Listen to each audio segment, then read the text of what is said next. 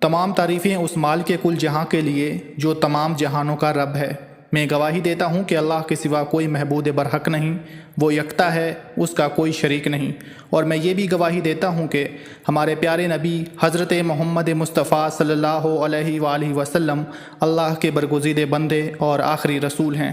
میں دعا کرتا ہوں کہ اللہ کریم اپنے کرم خاص سے آپ کو صدقہ پنجتن پاک تمام معاملات زندگی میں آسانیاں نصیب فرمائے اور آپ کو ہر میدان عمل میں کامیاب و کامران فرمائے۔ السلام علیکم ناظرین، آج کی اس ویڈیو میں ہم جانیں گے کہ آپ کا آنے والا مہینہ کیسا رہے گا۔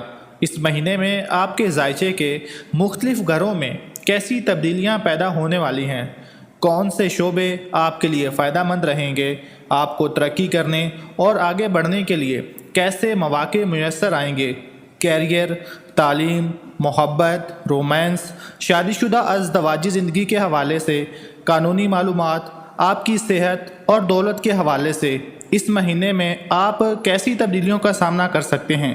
ہم اسٹرالوجی کو بنیاد بنا کر آپ کو سب چیزوں سے آگاہ کریں گے، کیونکہ اسٹرالوجی ایک ایسا دلچسپ اور آسان علم ہے کہ جس کی مدد سے کسی کی شخصیت کے مختلف پہلوؤں کے بارے میں جانا جا سکتا ہے۔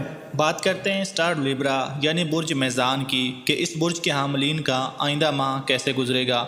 تو ناظرین، اگرچہ مالی حوالے سے آپ کا سالانہ دور عروج گزر چکا ہے، لیکن اس ماہ بھی ایک مختصر سا بہار آپ کی راہ میں آئے گا۔ پہلے تو یہ کہ چاند اس ماہ 2 مرتبہ آپ کے دولت کے گھر کا دورہ کرے گا۔ ایسا عموماً مہینے میں صرف ایک بار ہوتا ہے۔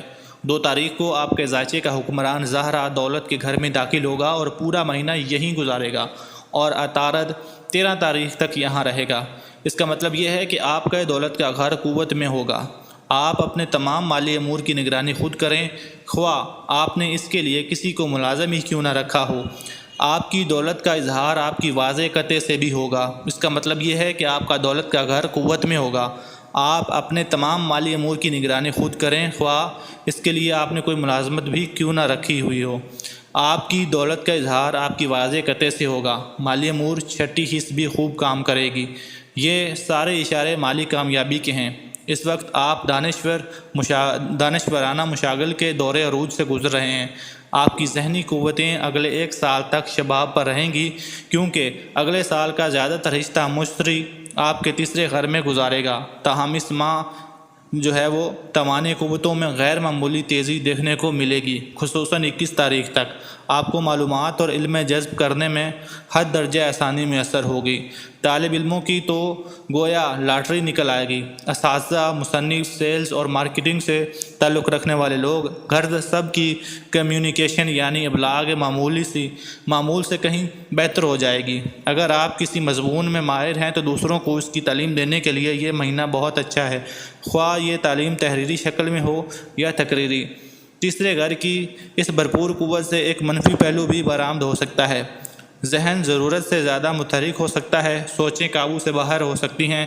اس کے نتیجے میں آپ کی نیند خراب ہو سکتی ہے، آپ بہت زیادہ باتونی ہو سکتے ہیں۔ کنٹرول نہ رکھا گیا تو خون کا بل آپ کی جیب ہلکی کر سکتا ہے۔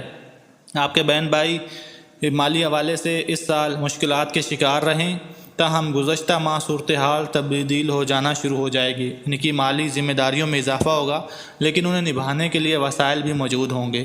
21 تاریخ کو وہ مالی امور میں سالانہ دور عروج میں داخل ہو جائیں گے۔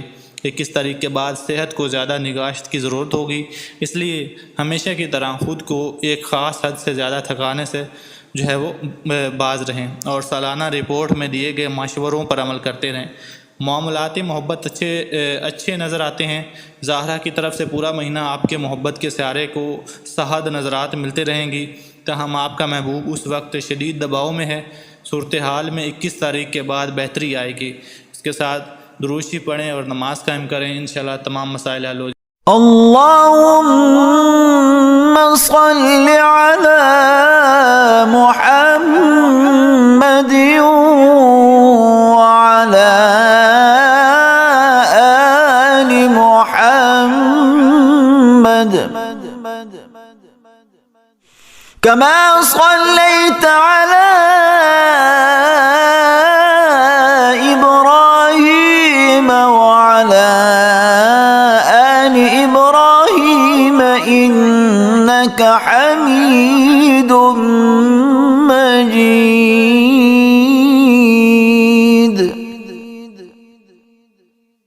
اللهم بارك على محمد وعلى آل محمد كما باركت على